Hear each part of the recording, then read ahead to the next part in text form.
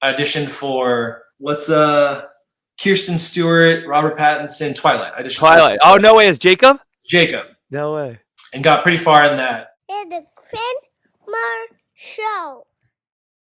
My next guest is a Disney legend who made every kid want to grab a board and yell, "Go big or go home."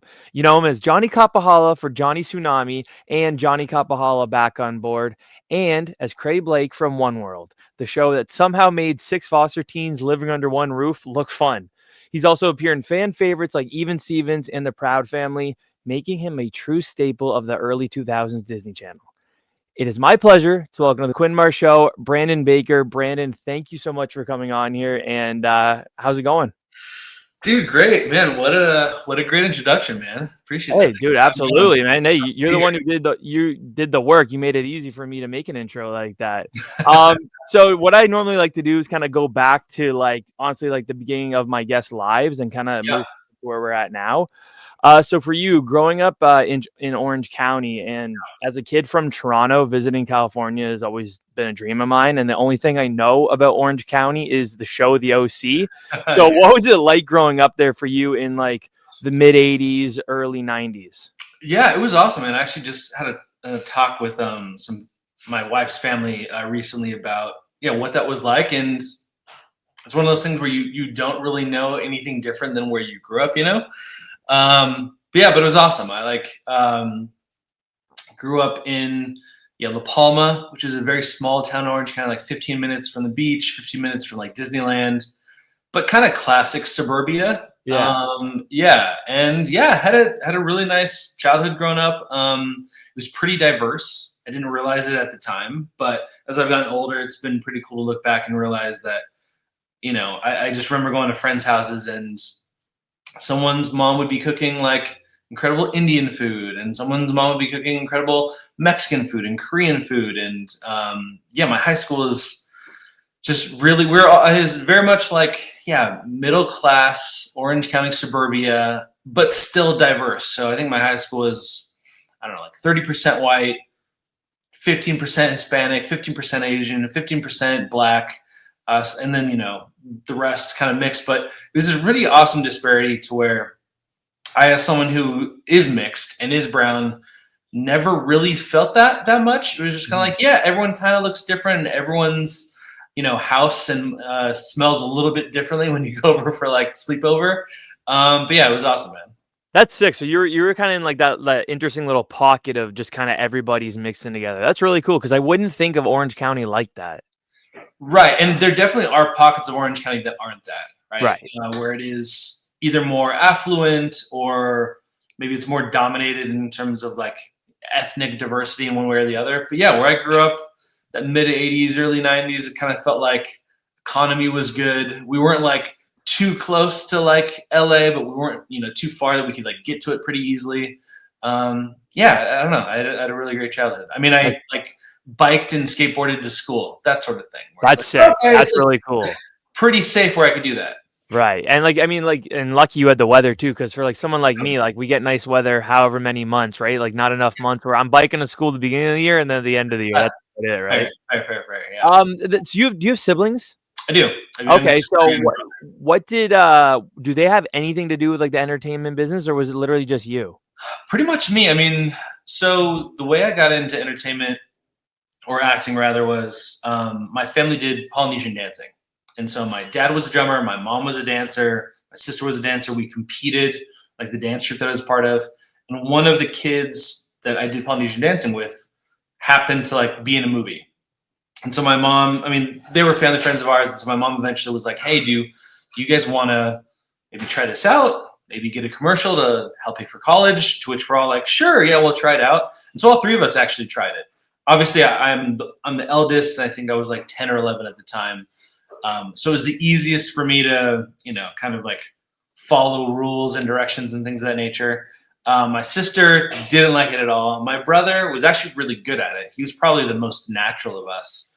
But he was the youngest and was like, this is weird. And I honestly was I was a competitive kid, and I kind of viewed it as sports. And that was kind of my identity at the time. I was I loved hockey, I loved basketball. And I just viewed these auditions as, me competing against someone in the audition room. Honestly, kind of like a crazy sociopathic little kid, where I showed to these Michael auditions. Jordan when he would make stuff up in his head just to do well. 100%.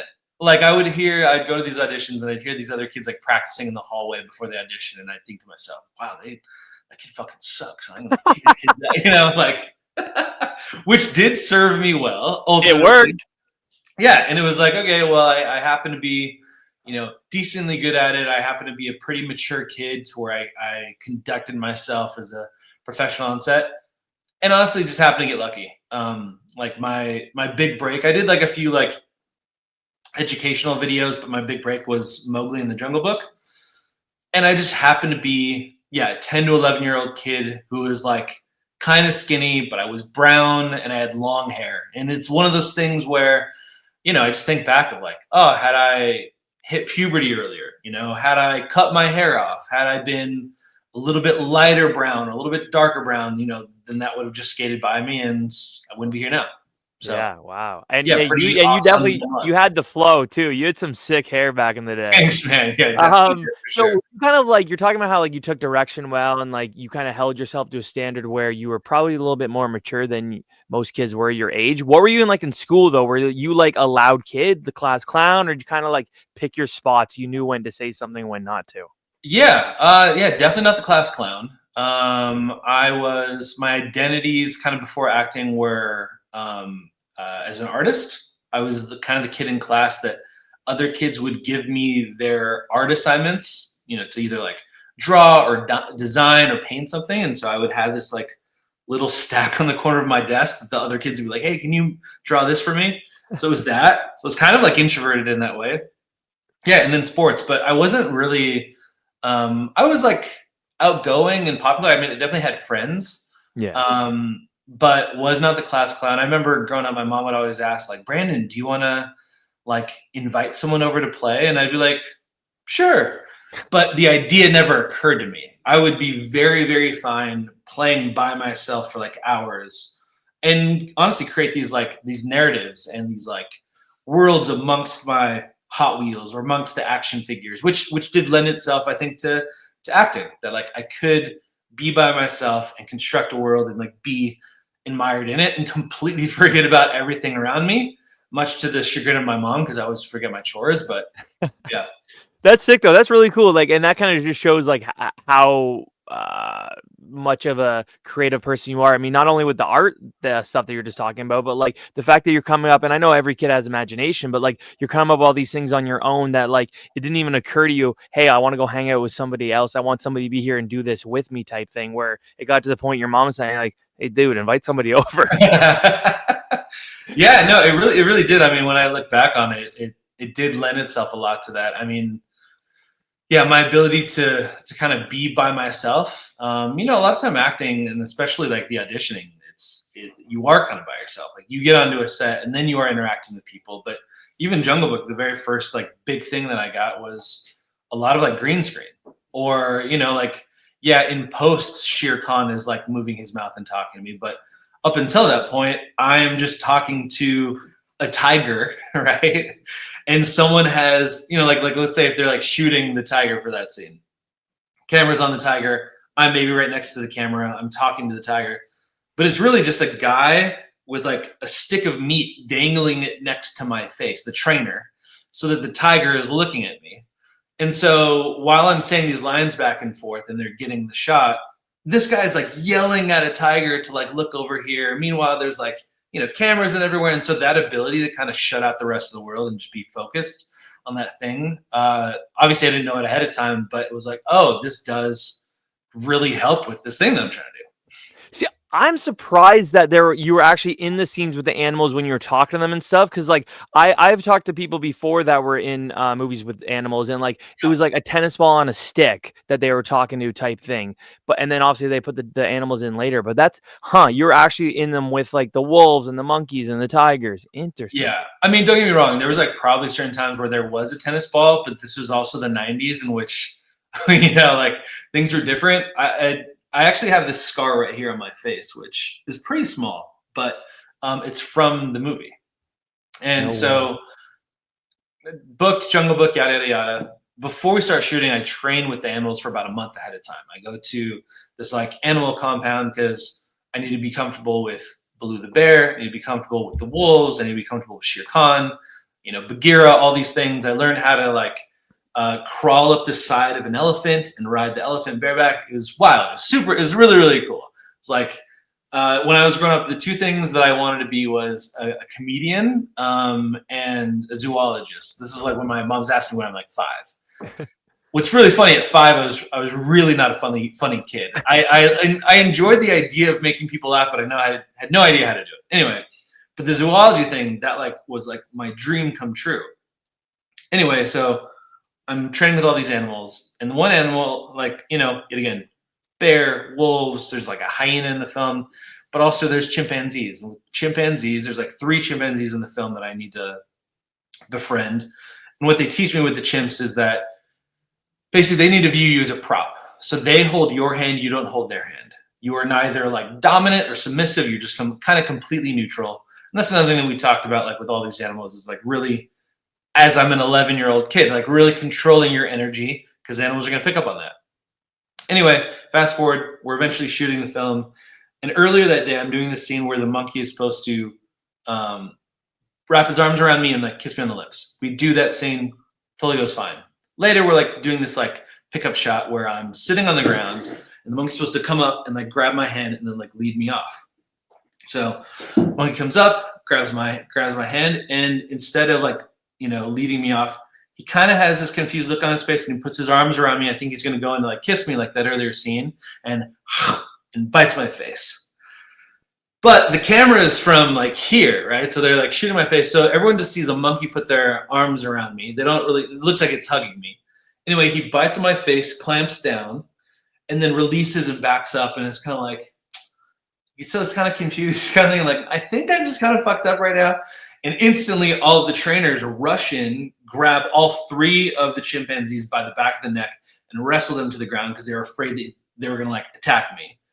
I get up, run over to my mom because I'm 11, and I run over to my mom and I show her my face. And my face kind of does this, and so there's like she can see the meat, and like there's like a hole in my face. So she starts to freak out. I start to freak out. Anyway, we rush off to like emergency room. I end up getting, I think, like 17 stitches across my face.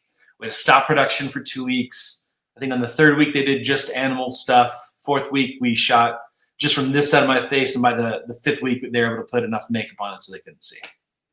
Wow. And that's why nowadays it's probably more tennis balls, and more CGI. I mean, I know you're a kid, but like, did they ever figure out like why the monkey randomly did that? No, I mean, it was like a live animal. Yeah, exactly. It's a wild animal. They shouldn't have had me sitting down, because yet again, you're kind of implying a dominant structure, that like I shouldn't have been seated lower than the monkey. But yeah. Huh. And if you didn't bring up the scar thing, I don't think I ever would have noticed, like watching the movies that you're in and like you being on Even Stevens, et cetera, later on. I don't think I ever really noticed that. That's crazy. Like, was it like pretty prominent scar for a few years? Yeah, it was pretty prominent, and I had like a ton of scar tissue, but I would basically just like sit in class, for like lectures in junior high and high school and just rub this thing out. And so now it's, pretty small. Yeah. Wow. Brandon Baker fixing modern medicine just by rubbing out a scar. That's crazy. That's sick. Yeah. So then, I mean, obviously, like you were saying, like this is like your breakout role. What's like a Disney audition like at the time? Because again, it's early 90s. Yeah. So Disney, that was a pretty big, so there's kind of 2 different parts of Disney at that point. There was Walt Disney, kind of parent company, and that's what Jungle Book was with. And then there was this new thing called Disney Channel, which was honestly like the ugly, redheaded stepchild of Disney, where it's like, oh yeah, that's Disney, but that's cable TV.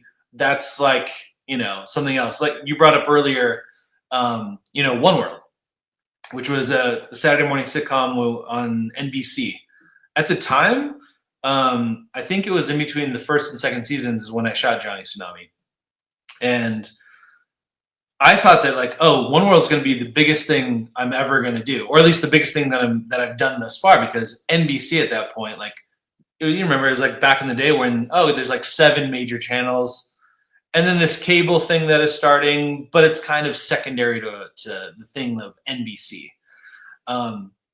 So for like the Disney audition for Jungle Book, it was like, yeah, we're on like Disney Studios, and I knew that. Yet again, this is before I've really had any credits, so it was, I don't even know how many rounds of auditions, but everyone's there for Jungle Book. My mom had this brilliant idea of making me like a little chamois or a little like loincloth out of like literal chamois to like wash the car. And I'm like, I don't know, Mom. Like, I'm embarrassed to do this. She's like, no. This is going to be really, really good. And I show up, and every other kid in the audition room is rocking, like, jeans and a button-up. And I'm the one kid who's wearing a loincloth.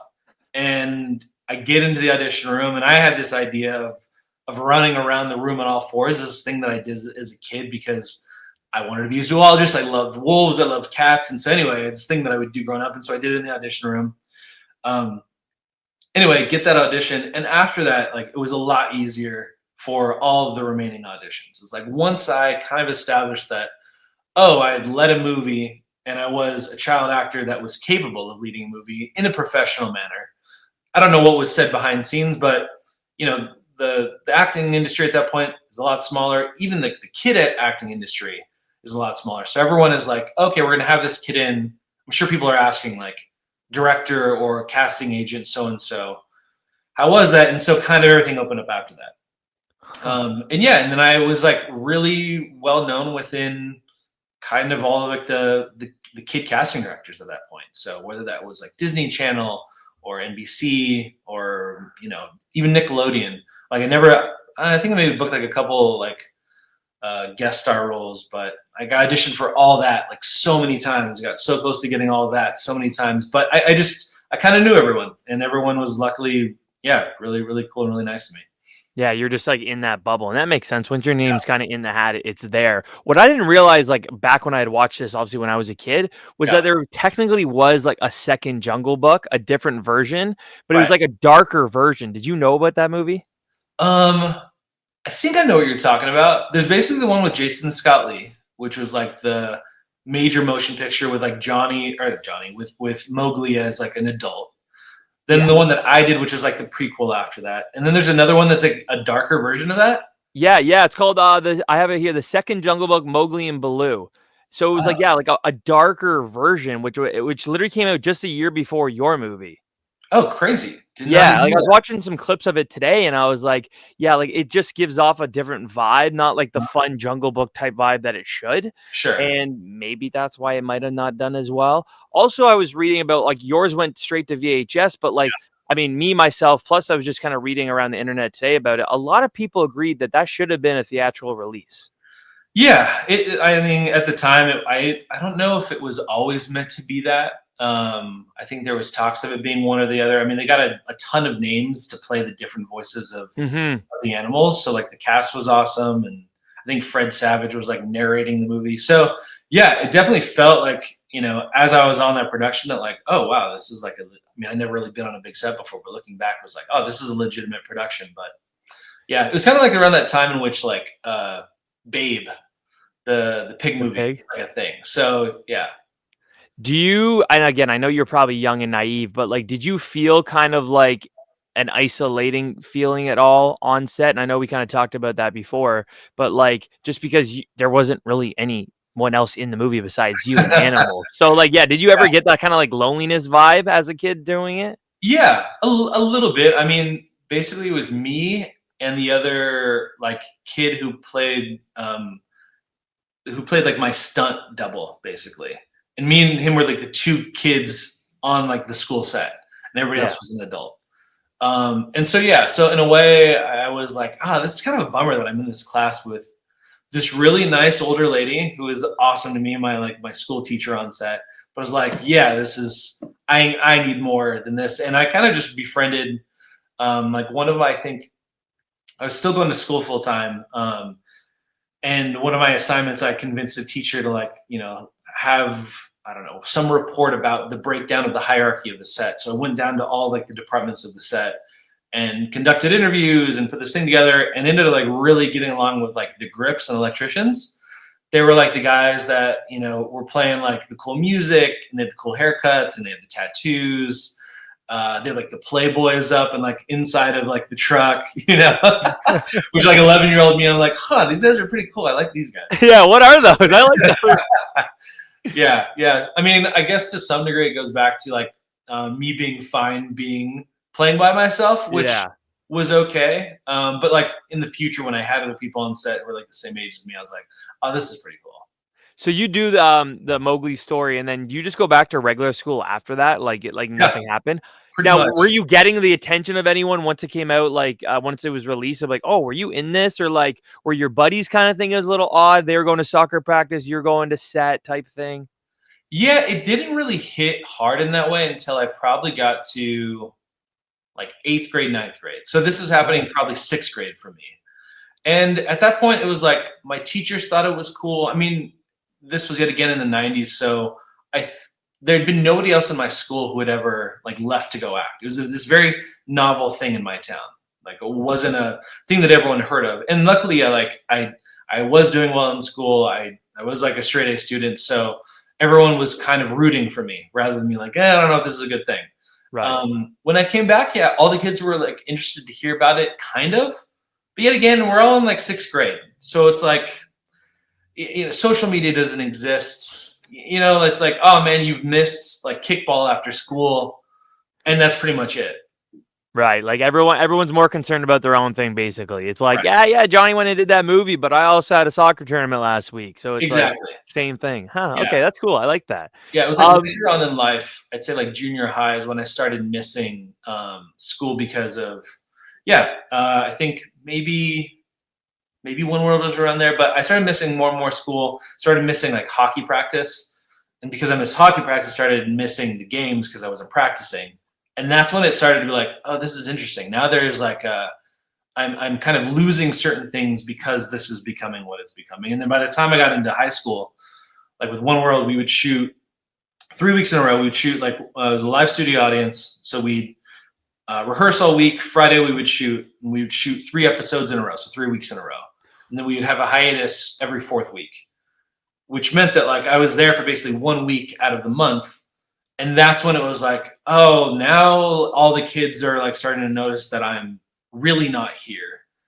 And why is this kid allowed to only be here for 3 weeks, or to be here for a week and then is gone for 3 weeks? So then it became, people like knew who I was. The Johnny Tsunami thing started up, and it was a little bit divided of either people were like super stoked on that, people within my family, my grandparents, some friends, the girls at school liked it. And then there were certain people who started to treat me different because of it. Like, oh, if the girls at school do like me, well, then there's certain guys at school that want to like kick my ass or talk shit or whatever. And even honestly, some like family friends and like family members, like extended family members who would see, certain people would give me preferential treatment within my own larger family. And so other people would kind of do the opposite. And I'm like, look, I'm just like a 13-year-old kid. I'm just trying to figure this shit out. I don't know why you're being a dick to me. But whatever, humans. Huh. Yeah. And everyone has an opinion, and a lot of them aren't good ones either. And it had nothing to do with me, right? At the time I didn't know that. But as I've gotten older, it's like, oh, that was just like some weird insecurity or jealousy or something where you feel like you needed to kick me down a peg when I'm just like a 13-year-old kid just trying to live his life. But oh well. You're living the dream, man. You're living when I was a kid, all I wanted to do was be an actor. So like the fact that you're doing this that young, like that was like my dream back then. So I would have been on the opposite side of being jealous and like rooting for you versus the other one. There's a movie that I just learned about the last week that you did called Punks, and you played, ironic enough, a guy named Johnny. So it's a group of misfit teens that steal like a strength enhancing machine that gives you that super strength. It gives me kind of like Spy Kids meets Catch That Kid vibes.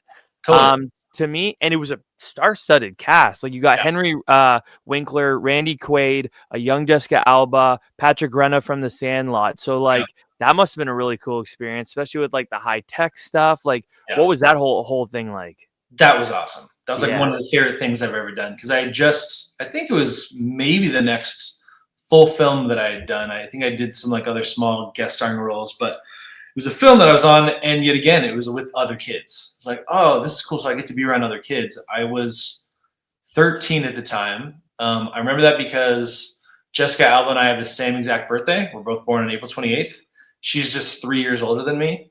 So, and we played cousins in the movie. And so I'm a 13-year-old Brandon hanging out with a 16-year-old Jessica Alba. And dude, just like my entire life completely made. Like that would shut up the kids at school if they tried to talk shit about to you. Dude, totally, 100%. I mean, I think even back before my wife and I met, we met on Hinge. And I think I had some prompt in there, like 2 truths and a lie. And like, I think one of my prompts was something about like, oh, I've slept with Jessica Alba, which is something that I've told for years. Because on one of the night shoots of Punks, me and her are sharing like a cabin in Winnebago, right? But she's on set with her mom, I'm on set with my mom. And yeah, the disparity between 16-year-old Jessica Alba and 13-year-old me couldn't be farther, right? Like I am freaking 4'11", right? And like 82 pounds. And she is like, 16-year-old Jessica Alba was just like this goddess of a woman in my mind's eye. Anyway, we had this like night shoot and we're like doing scenes, whatever, like playing poker in between scenes. And I'm like tired. So I go and I take a nap like in the bed of like the Winnebago, whatever. And she comes in and lays down and big spoons me. And we do fall asleep. And therefore that is my story of how I slept with Jessica Alba. And no way. Did she ever explain why she did that? I mean, I think we were just like both tired and like, we kind of had this like older sister, younger brother relationship where I would like, bug her and like, I don't know, just try to like annoy the shit out of her while having a huge crush on her. Yeah. I was just going to say, that's what young boys do when they have a crush on a girl is bug her and like make fun of her and poke at her and do that type of stuff. Correct. Exactly. Yeah. And meanwhile, like, yeah, she has like a 19-year-old boyfriend and here I am 13. I knew that I had no chance, but just in that moment when like I heard her come in and she like big spoons me, I'm just like 13-year-old. I was like, yes. Oh my God. Can I never get to leave this area ever? Like I want to live here forever. Yeah, exactly. But no, that movie was awesome. I mean, yeah, Patrick Renna, I was like a huge Sandlot fan, so I was so stoked to meet that guy. Yeah, Randy Quaid, Kathy Moriarty. I mean, Randy Quaid, I think I knew him from Independence Day at the time. I knew, Henry Winkler as the Fonz. He was, I mean, just like the more that we've seen him over time. But back then it was like, oh, this guy is like just the sweetest man. And I knew that when I was like a kid at like 13 that like, oh, this guy is just so kind, so giving with his time. And that was like such a fun set. It was so cool to be in all those scenes. And it was actually like the director of that film, I believe, ended up being the director of Even Stevens, the creator of Even Stevens. And so yet again, this is how the relationship of kid Hollywood back in that day like kind of worked. Yeah, I was looking at that. Sean McNamara. Yeah, he did Even Stevens, Phil the Future, and then Soul Surfer as well, which that's kind of funny, a little bit of surfing connection. But yeah, right. And I was like, you see even his as it was going up, it was like Ant Farm, Shake It Up. Like he was in that Disney bubble just like you were too. So that really it's like it is really a small community at the end of the day. I know it is really big, but like that, it is kind of tight. Totally. I mean, it's kind of like any like workplace in that regard, right? Like you make these connections. This is obviously before LinkedIn, but had I had my own LinkedIn profile as a 12-year-old, it was like, oh, Sean McNamara is friends with you. And like moving forward, I remember when I auditioned for Even Stevens, I kind of got to skip the line in a great regard. Like I think I maybe even auditioned once, maybe twice, whereas typically those auditions, there's many rounds. But it'd be walk in and, it's like, oh, I already know Sean. And he was super like gracious to me. And it's like, oh, Brandon, so good to see you, man. What have you been up to? And then like, oh, shoot, that's right.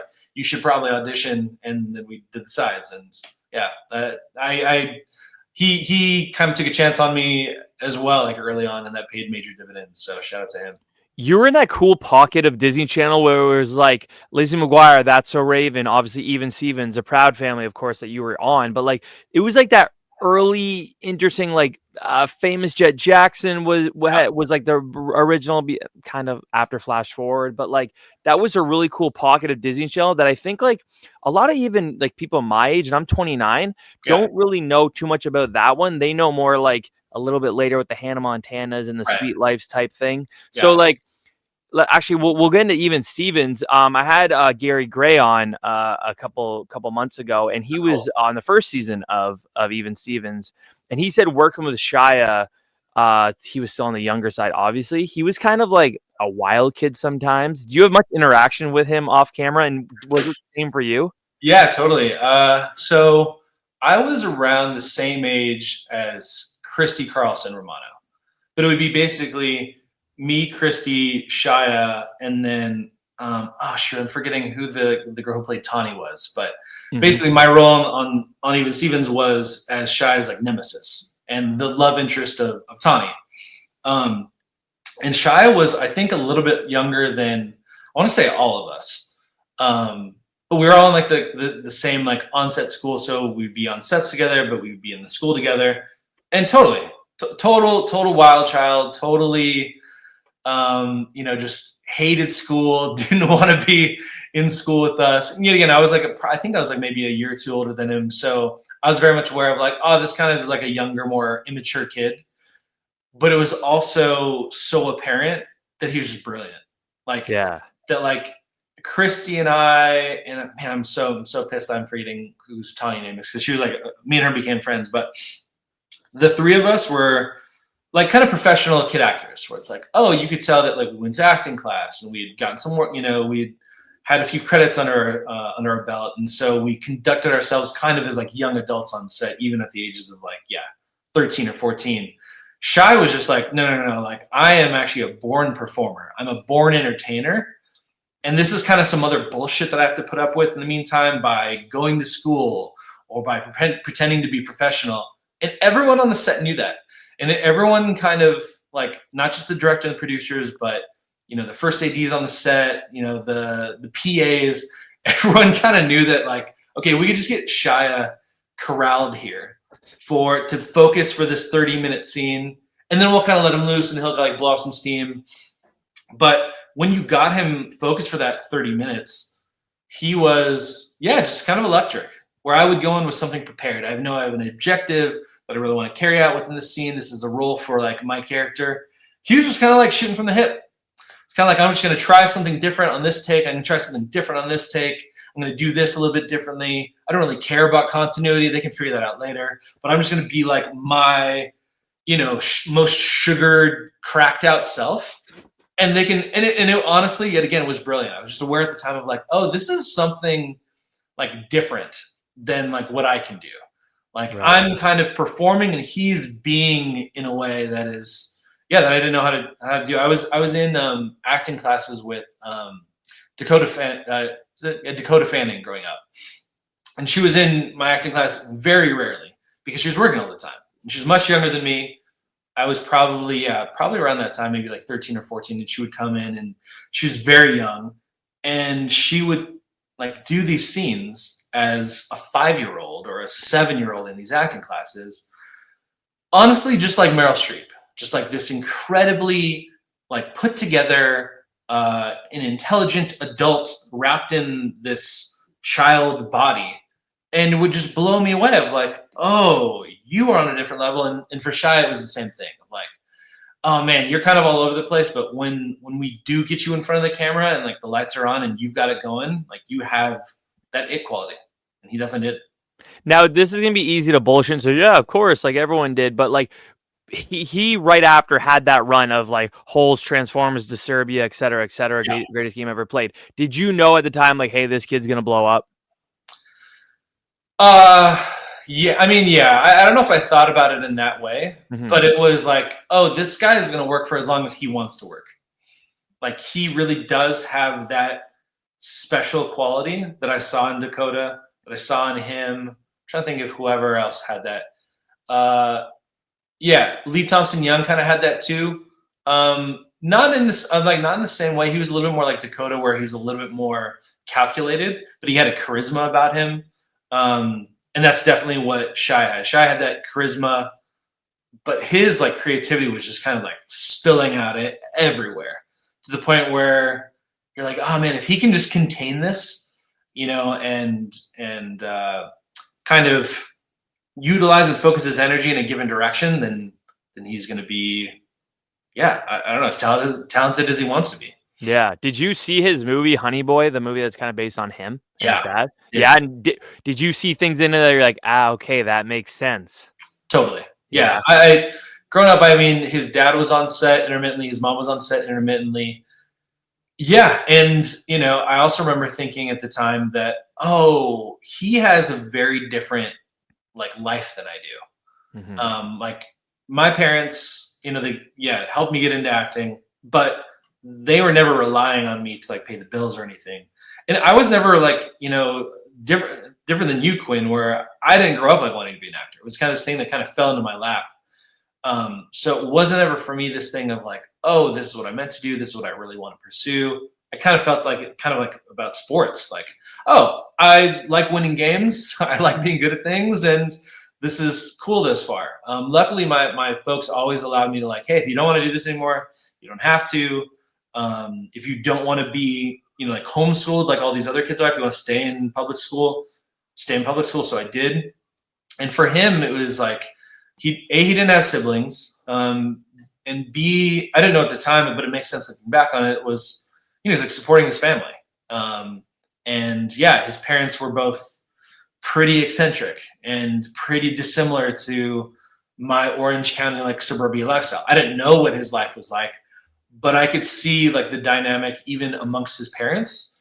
Like my mom was like, she'd whoop my ass if I talked back to her, like I had a very healthy respect between like, oh, I am a child, you are a parent, and you are kind of in control of the situation. He would like talk back to his parents, and he knew that he had the power dynamic amongst them when he was like 10 or 11. He knew that even like with the people on the set, right? Which is why like the entire set was was collectively trying to corral him, because he was like, yeah, but if I don't want to show up to the shot right now, then what are you going to do? And that like power and that, like that self-awareness at that age was something that I didn't have. I was like, no, I want to be a good student. I want to get A's, and I want to like, show up to work and do my shit. And him at 11 was like, yeah, but what about fuck you though? I was like, oh, yeah. Okay, dude, fair. Interesting. Yeah. Yeah, I mean, the show's called Even Stevens, and it's about Louis Steven himself. So, yeah, it's true. What are you going to do? It kind of gives me vibes, besides the sibling thing, of like Macaulay Culkin, but like, it's all up to you. You're putting that much pressure on a kid. I think everyone's going to go a little nuts sometimes. Totally. Yeah. And I can see how he did. I mean, I know that he was like, street performing with like his dad. I think his dad was a clown, like a professional clown for a while there. And so he grew up kind of like busking on the streets with Shia growing up. And so Shia just saw, his dad and kind of this lifestyle. So he like adopted, I would imagine, from a very young age of like, oh, here's how I can, obviously get money, but also money, power, attention, accolades, love, from his father. And then all of a sudden, you're at 11 supporting your family. That's got to be a mindfuck, Absolutely. So obviously we talk about Johnny Tsunami, where you played Johnny Kapahala, a Hawaiian teenager who he's a surfer who has to prove that he can live in Vermont, tries to ski, doesn't, ends up snowboarding. Unbelievable. Now I got to admit something, because I was an idiot as a kid. I remember it was 2007 that Johnny Kapahala Back on Board came out, and I was a little bit young for Johnny Tsunami. So I see this movie and I'm watching it, and I, for a lot of years, never realized that was a sequel to a movie. Sure. I always thought that it was just like a standalone movie. And like, I vividly remember being a little confused about the beginning.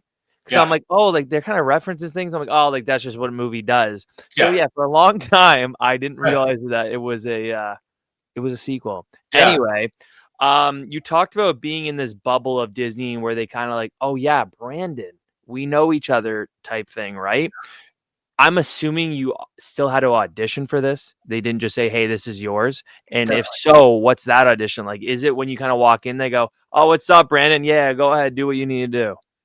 Yeah, definitely to some degree. I definitely had to audition for it, and there's definitely 4 or 5 rounds I think that I did.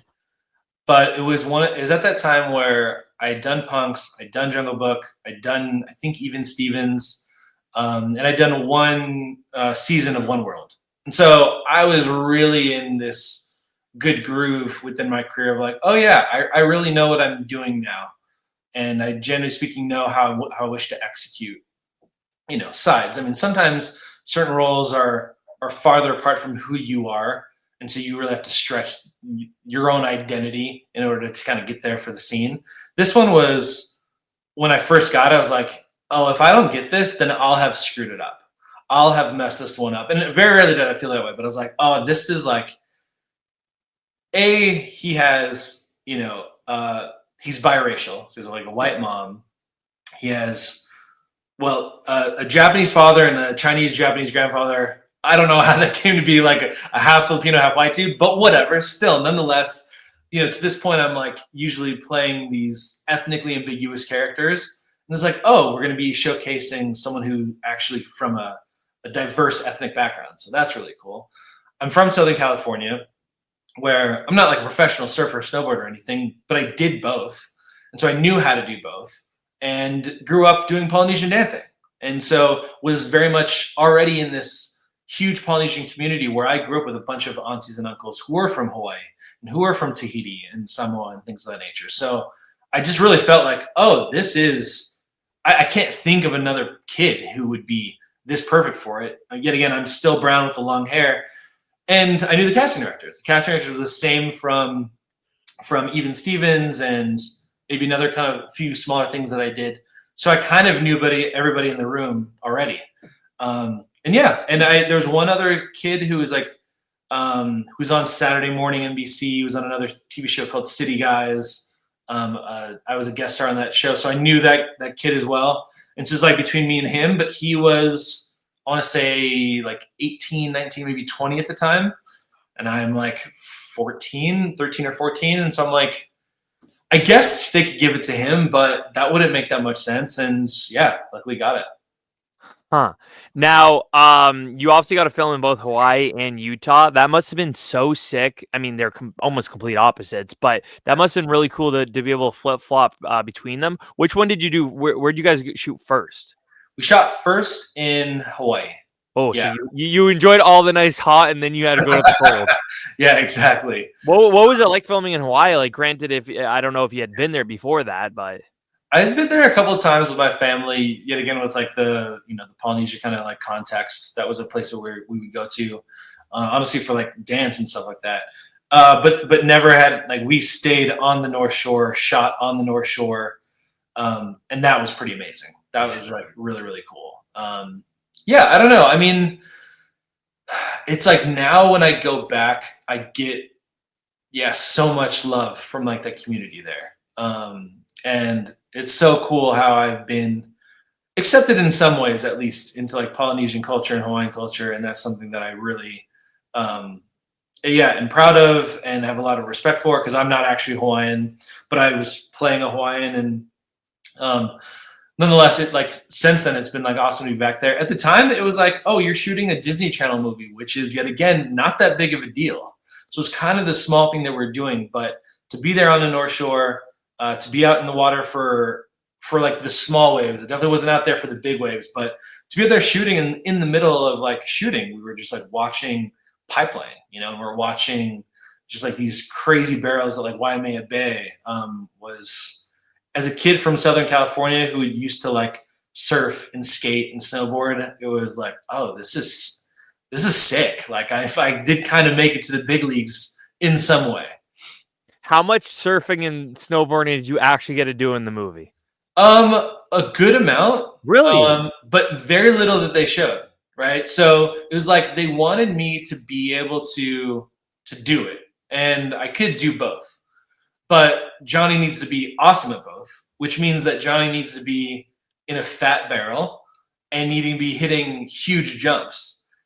And they literally just couldn't afford it in terms of an insurance policy. It was like, this is cool that you think you can do some of these things. And to be fair, it could not do what a bunch of the stunt doubles are able to do. But even if I could, they wouldn't have allowed me to do it anyway. Because if I ended myself, then the show's over. You know what I mean? Like, yeah. Were you asking them like, can I please do it? Let me just try. Or did you know like, hey, I can't hit this stuff? They definitely let us know to like, hey, reel it in. And I asked a few times, like, well, I could do that. I could hit that jump. I could hit that berm. And each time that, it was like very quickly like, sorry, but that ain't happening, kid. Right. Oh, that's cool though. Yeah, because I was watching someone did like a review on the movie and like they were pausing at points where like they could easily see it was like a stunt double and stuff. Yeah. But like that's cool that they actually did let you surf and snowboard. Just sucks they didn't use it, most of it. Yeah, correct. I actually auditioned for the film with a broken, with like a cast, and I had a broken wrist from snowboarding like earlier that season. And Steve Boyum, who was the director on the film, was like a former stunt guy, and he's like, "Oh yeah, you broke your wrist. Like somebody like not a big deal. You'll get that off here in a couple months. You'll be fine." So he had zero concerns about it. But I mean, even before I auditioned for the movie, I was like up snowboarding like Mammoth with my family and hit a fat jump, came down, landed on my wrist, broke my wrist, and yada yada. So I mean, at that age, I was trying to do the cool stuff. Could I board slide a tree like they did in the movie? Probably not.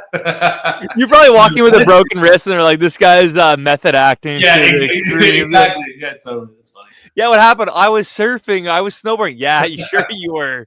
Exactly. Oh, and we were talking. You kind of quickly mentioned him, but like your castmates included Lee Thompson Young, and then also Kirsten Storms, who like, I mean, dude, she was a early Disney Channel star as well, and now it's done like, what did I got here? 1,500, I think, episodes of General Hospital or something like that. Crazy. What were those two like to be on set with? Yeah, they were really cool. It was a cool cast.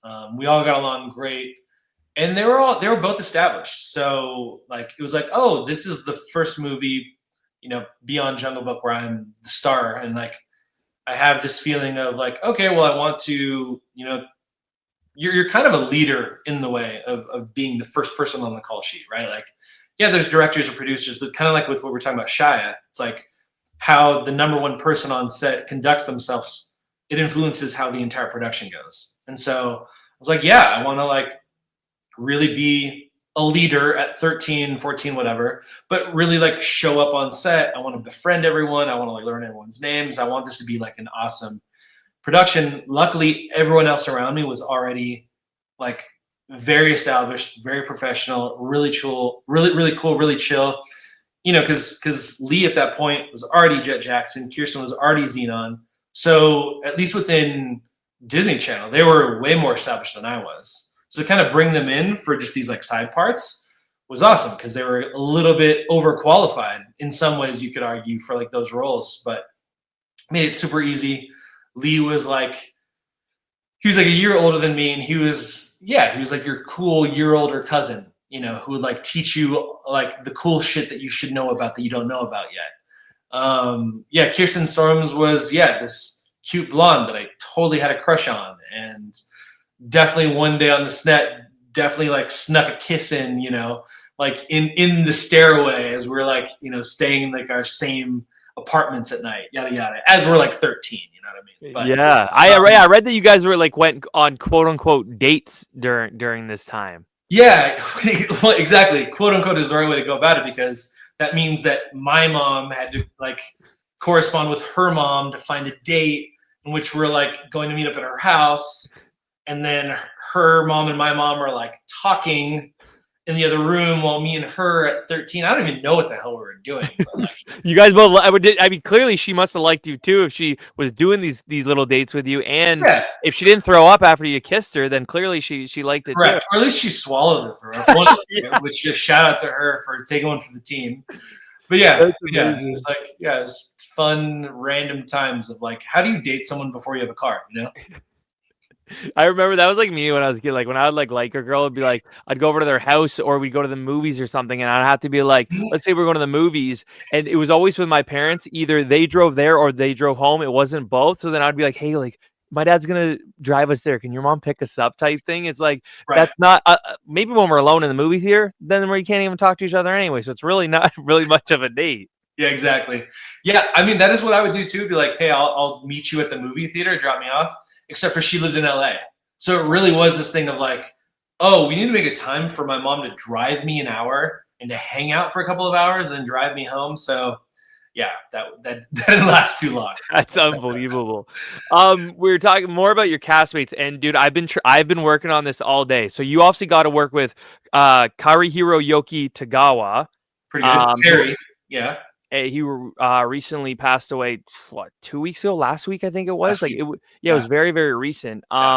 So obviously that guy's like he was a true legend in like both martial arts and acting. Yep. He must have been like that cool. Obviously, I know he played your grandpa, but that like cool grandpa figure for you being so young, huh?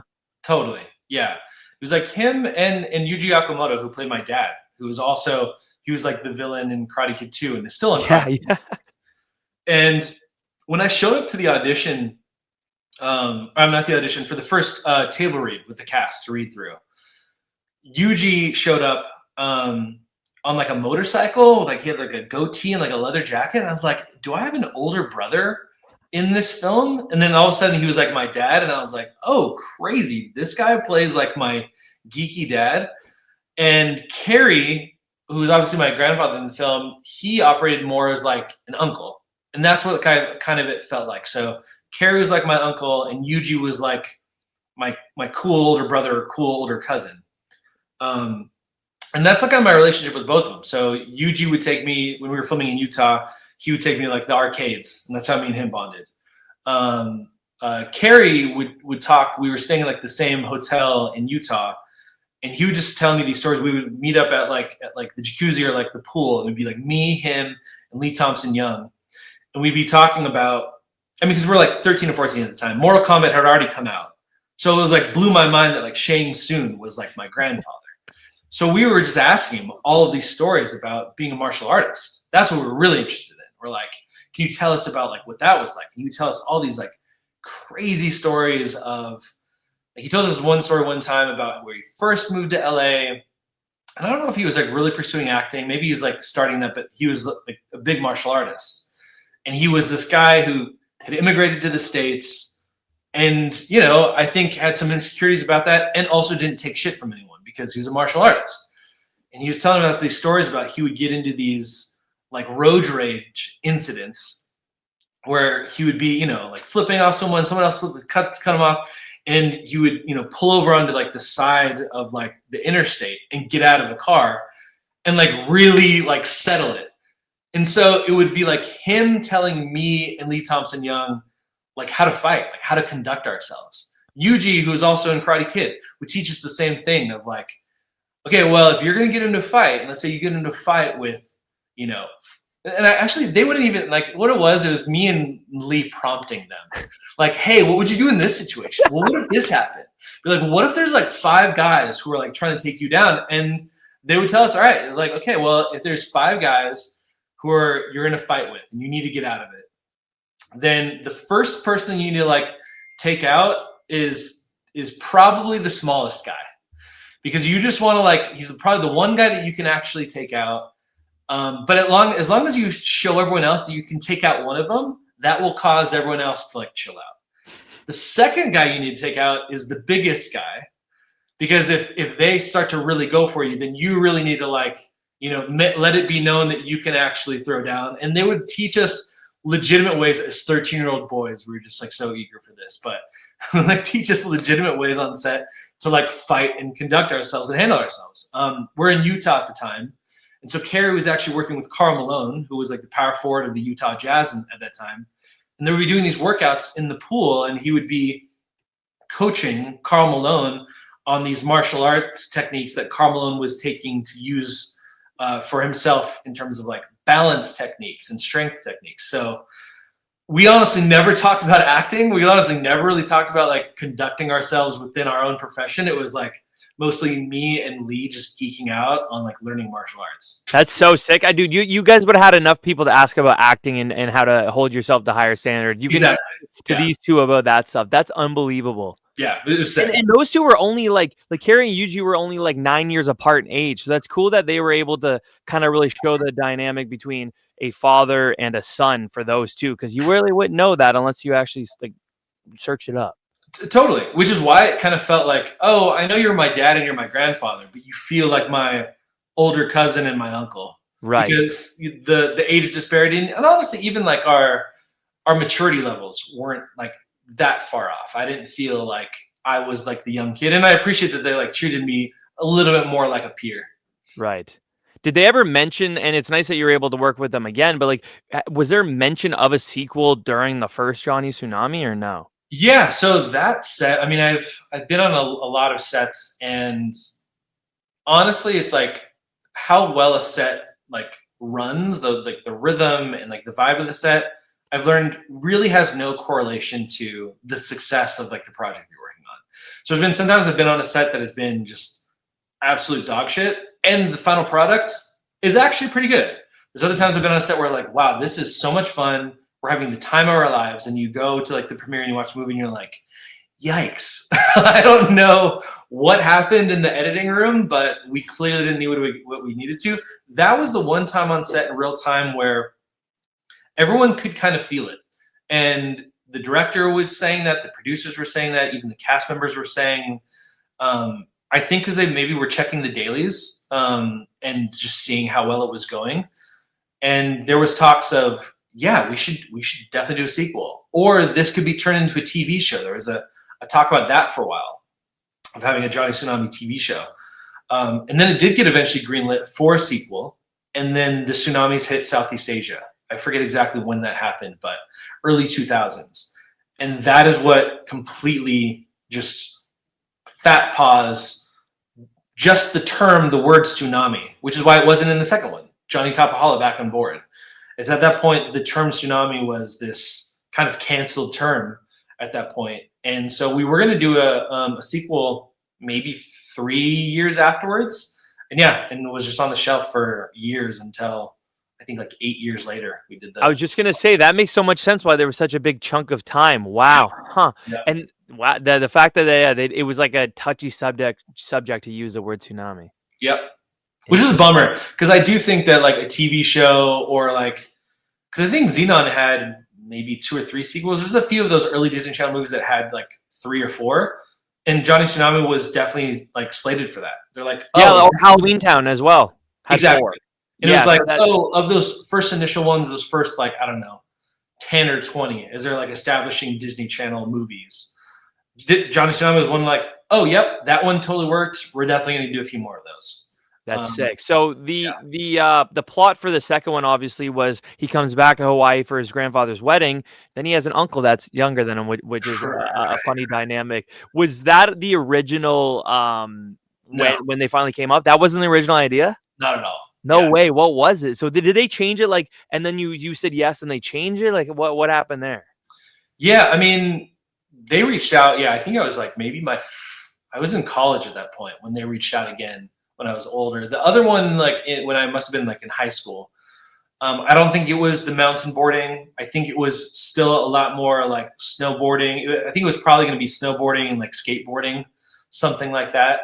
And so it was more still kind of in that same general, I don't know, like life of Johnny, rather than making it about like grandpa. So I don't know exactly how they would have done it, but there was a few spec scripts, but it would have been more centered around like, yeah, like Vermont and like where I was still growing up. Okay. And when they came to you, or like your agent, manager, whoever it was that brought the idea to you, were you in right away? Yeah, I mean, like I read it, and I don't know what I would have read that would have like made me say no. I was pretty much like, I was in college at the time, and I told my agent like, I'm open to doing like 1 film a year. So I'll miss out on like 1 semester, and then I'll do a summer semester. But they're like, yeah, we're thinking of doing the sequel.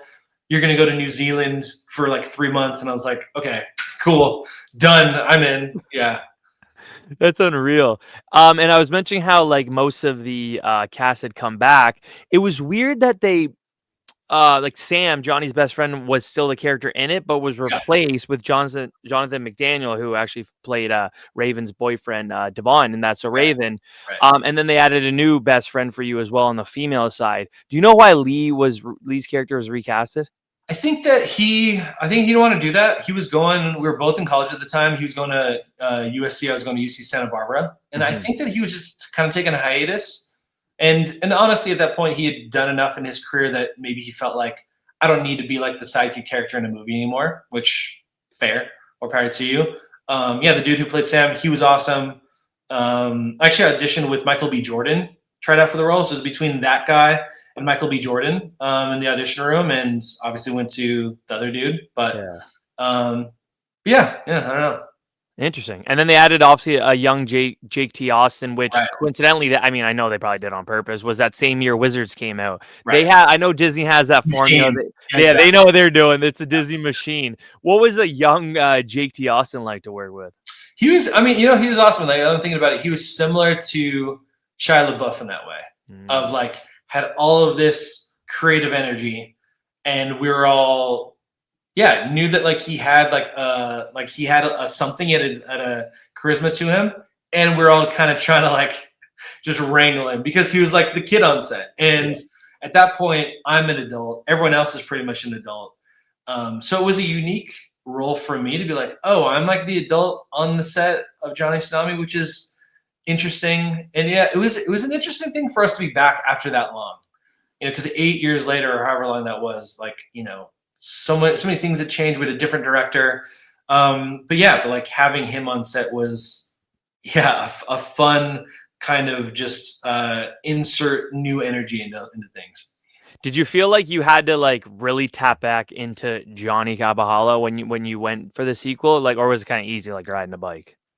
Yeah, a little bit. It was like I felt, I always felt like Johnny was very close to like who I was. So in terms of like making the choices in a given scene, it didn't feel like that far of a departure from like who I was. With that one, I had a lot more discussions with like the director and the writer of like, why are we in this situation? And this was like me being a college student, right? And this is me being like an adult trying to like psychoanalyze things probably a little bit too much, where they're like, hey man, just relax. Like, yeah, exactly.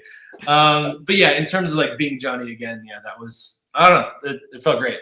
Right. We were talking about how like you got to do a bit of surfing, bit of snowboarding, and then they didn't end up using it. Did you get to do much of the mountain boarding? Yeah, I definitely did. Like I did full on training for that too. And that mountain boarding is like legit. It's like pretty gnarly. Like it's one thing to like wipe out on a wave. Obviously you eat it in the water. It's another thing to like wipe out on a mountain, snow. Okay, it doesn't feel great when there's like ice, but like whatever. Mountain boarding, you eat it on like dirt and like rock. And like there's really no easy way to slow down either. So learning that was like pretty harrowing, but a ton of fun. I mean, like we were basically going to like some pretty elite like skate parks and doing a ton of skateboarding to like get me ready for that, and then hitting a ton of like terrain parks to get ready for like the mountain boarding. Yeah, and it was a ton of fun, but yeah, it was scary. It's like I need to be rocking all of the gear, all of the pads. Yeah, I was gonna say, just load me up, make me bubble boy. At least at this time though, they were able to like, they gave you more leeway of like, hey, we're gonna let you do this time. Exactly. And I was like training with like the best mountain boarders like in like the sport at the time. So they're hitting like backflips and stuff. I'm hitting like 180s, 360s, but that's about it. But yeah, fun. Oh yeah, I always remember like kids in my school, but at that time we called them longboards, and they're the same thing, but like they weren't going down mountains like obviously you could in New Zealand or Hawaii or whatever. They're going down like the big house or the big street by my house, right? Yeah, totally. Like common hills. Chunk of time where like longboarding was like a big thing, at least here in Canada. Oh, same in California. I mean, the same time as that's all happening for Johnny Kapahala, me and my buddies are in college. Yeah, finding hills on longboards and like just bombing them, That's sick. Like having some like wrist guards so you can like put your hand down a little bit, and eating it a few times. But yeah. Being as old as you are now, could you ever just jump on a longboard again? Yeah, totally. I still skate now in terms of like bombing a hill on a longboard. That's what I mean. Yeah. Yeah. I would think twice about that. But no, like one of my buddies from college, I mean, still close now, my buddy Paul, he came out here maybe, in the summertime. My wife was out of town, and me and him went to just a local parking garage, like down the street, and took 2 skateboards and like just bombed bomb the parking garage just for old times. So that's sick. still That's get after it. unreal. Yeah. Now, obviously, at this point, you're almost out of acting like the next few years later. Besides like a couple roles, did they even bring up the possibility of a third one? I don't think they ever did. I think after No. a couple while, they're like, no, I don't think that one did as well. I don't know what the metrics are behind that, but yeah, I think, and honestly, like I was getting phased out, right? It was like, yeah, I'm 20 or something when I'm doing Johnny Kapahala, and so that's pretty old to be on Disney Channel. There's been talks about people still hit me up for like, oh, would you do a third now? Like, oh, Johnny has a kid, or Johnny is the new grandpa, and there's a new, younger, precocious, like soul surfer. And I'm always like, that's interesting. I mean, I don't act anymore, and I'm not pursuing acting in any way. I still have a ton of like friends who are in the industry. And yeah, I moved to Colorado maybe 9 or 10 years ago, and that was really helpful to like not even have the option of acting anymore. And it was a really interesting kind of like, okay, well, I couldn't even pursue it even if I wanted to. And having that separation from that identity as an actor was like super helpful. It was like, oh, I don't really know who I am, but oh, now I get to be whoever I wish to be. Mm-hmm. So for the last like 9 years, it's been a lot of like really figuring out how to self-actualize in this new way, having had that full career, but being young enough to kind of pivot again. And I'm at this age now where I feel like I know who I am, at least more than I ever have. And so I'm more open to that idea than I ever have been to like, pursuing that or being open to it. Would I distinctly go and pursue it myself? I don't think so. Mm-hmm. But if it arrived at like my doorstep or someone really wanted to work hard at getting that off the ground, that's something that I would consider. Like imagine a complete 180 where Johnny actually ends up being like his dad. He despises like that stuff. Right. And it's like his kid or grandkid or whatever that like has to get him back into it. Like something like that could be so interesting. And now you're not going to go and try to create it yourself. I want to start a petition to get a third Johnny Tsunami. It's been long enough that you may be able to even bring the title back. Dude, totally. Yeah. And so many people have said that and brought that up, and that would be really cool. I think of all the things that I've done, of all the characters that I've played, Johnny has always felt like the closest to home. So that would be the one that I would be, super stoked and honored to like reprise in that way, for sure. Yeah, dude, I see you and I automatically think Johnny Kapahala. So then after you did this and you were kind of like getting out of the acting, besides a few projects, you did Up on the Rooftop. You did The Formula, which you played a guy named Quinn. And then you kind of then came that retirement from acting. And then I know you went to University of California. You majored in film studies. Was it just kind of like one day you're like, okay, now I'm done before even you made the move to Colorado? No, it was a long, slow process. I think because my identity in terms of being an actor was established, before I even hit puberty, so I'm like 11 or 12 working 40 hours a week, going to school full time. And so, it was something that I thought about as it was happening. I mean, yet again, my parents and I, like, there was no way for us to predict my career being what it was. Yet again, my mom was like, hey, maybe you get a commercial to help pay for college. I never booked a commercial. Like I tried out for commercials for whatever reason, like that just wasn't my thing.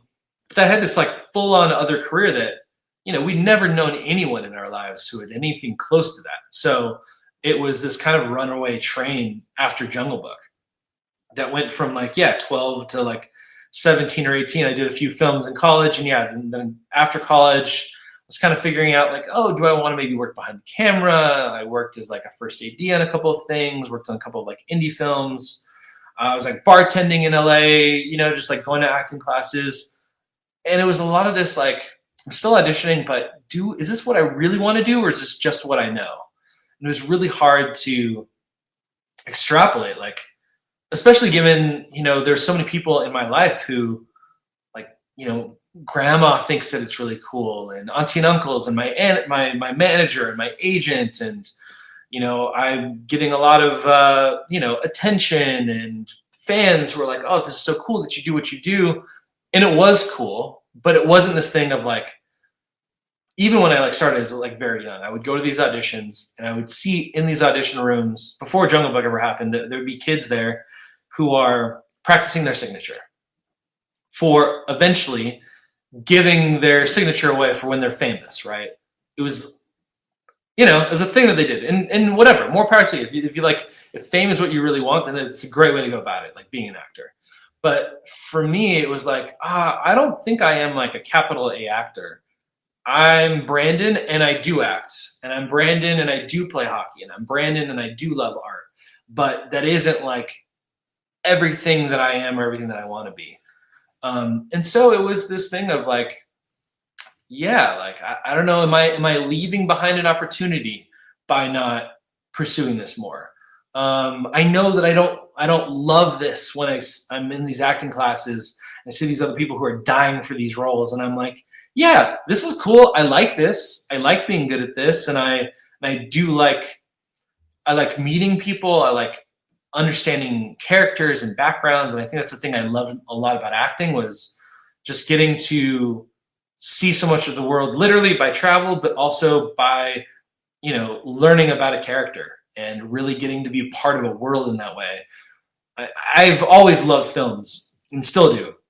Total film head still. And I love being in a movie theater watching a film, and you can tell that there's this like this buzz, this chemistry in a given scene where someone is cooking and you feel like people are really living, and you have, you're like completely immersed. You forget about your life and you're just in the film. I love that. And I love that feeling of being on set. The other stuff, not my favorite, the schmoozing and the playing the game, and honestly, even giving up pieces of yourself. I realized that, at least the thought that I had, and I think this is probably true, that I wasn't able to be as good of an actor as I wanted to be without sacrificing certain parts of myself. Where if I needed to be able to access rage or grief or anger, tears, crying, being distraught in a given scene, and then cut and then do that again, and access that same roller coaster of emotions, and then cut and then do it like 10 times in a row. I don't think that's just like inherently like my disposition. And I saw these other people on set similar to like Shia, where people could really have this elasticity of self, of identity, of emotions, and be able to find it and then completely leave it there. For me, it was like, no, I would get worked up and I'd carry it with me, and in trying to tinker with like my internal world, I don't know, it was kind of making me a shittier friend and a shittier boyfriend and maybe a shittier brother and son. And honestly, like my favorite movies are kind of like like fucked up, darker things. And I really wanted to be that kind of an actor, and I just don't think that my goals as an actor and my goals as like a person really like actually aligned. I think with saying all that, I think it really just goes back to you being a kid, holding yourself to a higher standard, being more mature. Because if you're thinking of those type of things in your early 20s, that just kind of goes to show that you grew up too fast. And that's a good thing. That I think, maybe 20s, it might have been late in your life to realize it. But I think in general, in the world in general, that's probably good that you learned it when you did, and early enough for everybody else. And thank God. It's one of those things where, there's a few bigger auditions that I had in my early 20s. I auditioned for, what's Kirsten Stewart, Robert Pattinson, Twilight. Twilight. Oh, no way. Is Jacob? Jacob. No way.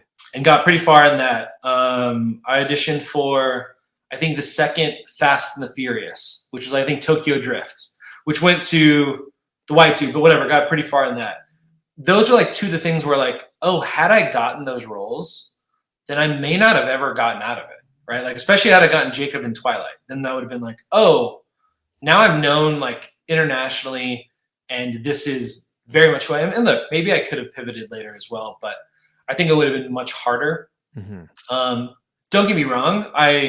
There's a part of me that would have been stoked had that happened. And there's another part of me is like, in a way, thank God that I was able to get out of that and kind of have my own ability to see who I wanted to be outside of it. Right. Yeah. That's unreal. That's really cool. I love that, man. I really, really love that.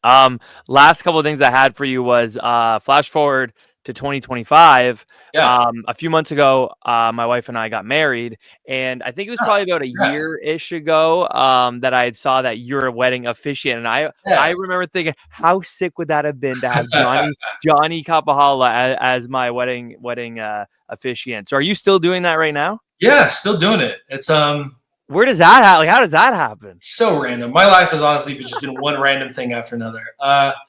So moved out here to Colorado and was just kind of moved out there with an ex-girlfriend of mine. She was going to grad school in CU. We broke up shortly after moving out here. She eventually moved back to California. And I thought, if I move back to California now, I'll have not learned anything truly from this chapter of life. It would have been more of a blip of my life rather than a fully fledged out like chapter. And so I stayed out here in Colorado, not knowing anyone. And at first that was unnerving because, I'd grown up in Southern California. I had so many friends and business opportunities out there. And I'm out here in Colorado and I don't know anyone. And it's like, freshly out of a breakup, heartbroken, and I'm like lonely. And at first it's like, oh, this is sad. This is a bummer. I don't know anybody. I'm by myself. And eventually it was like, oh, I'm alone. I don't know anybody out here. I'm by myself. And that feels like awesome. And I can kind of like be whoever I want. And so I was in this phase of just kind of like trying a bunch of different things. I was, before I moved out, I was like doing some like woodworking out in California, and I was trying it out here. Like, oh, I think I would love to be involved in something artistic, but like with my hands, to kind of get out of this, acting. You're like, it's so internal and so in your head. I would love to just be doing something art-wise, but not have to tinker so much internally. And then a friend of mine, well, I guess my sister got married and asked me to be the officiant for her wedding. And a friend of mine she's working like a 9-to-5 job out here, but was marrying people on the weekends up in the mountains of Colorado. And so I was like, hey, can you help me with my sister's wedding ceremony? Anyway, do my sister's wedding. It goes great. And I'm like, oh, this is a really cool thing. Like, I think I could be good at this. I don't really know that much about Colorado yet. I would love to go to these beautiful places in Colorado where people get married, to be with people, on this day in this really cool moment, these people who are in love, probably really good for the soul. And to make like supplemental income on the weekends, like whatever, like who cares? I have nothing to lose here.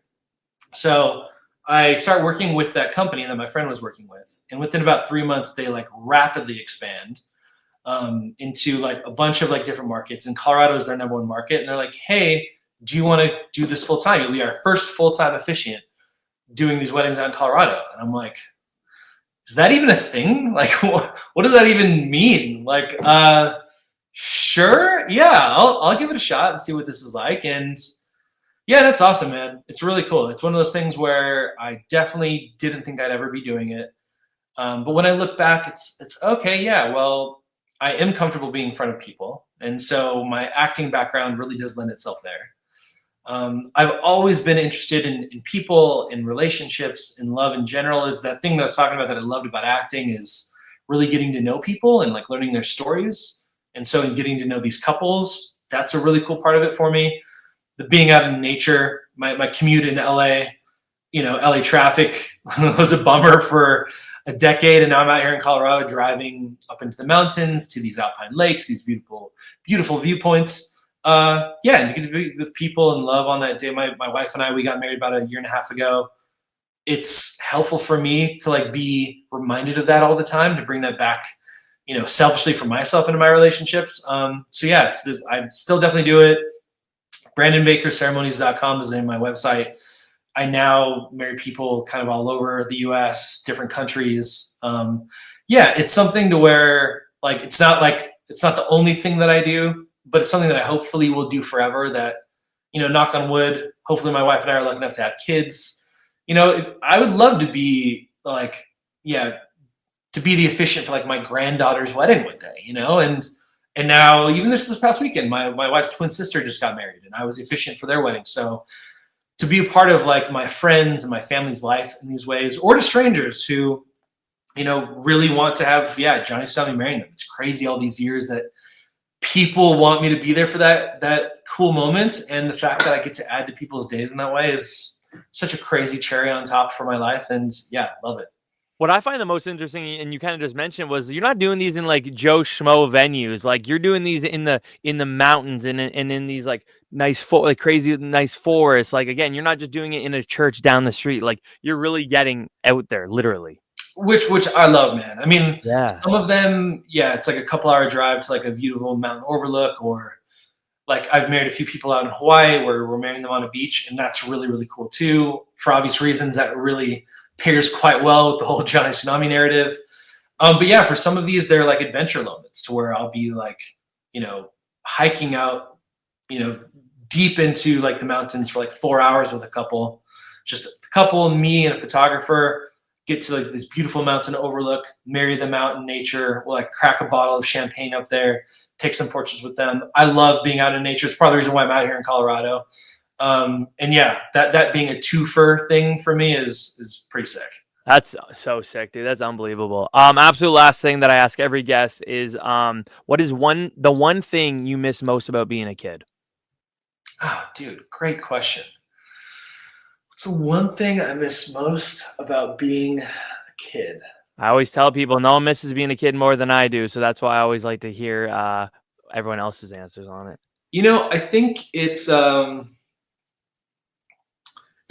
that I try to tell myself, remind myself a lot of now.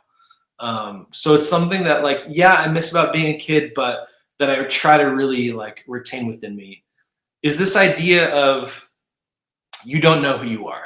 And I mean that in a really positive way. It's kind of that feeling of when I moved to Colorado of like, oh, this is a completely blank canvas and you can kind of decide who you wish to be.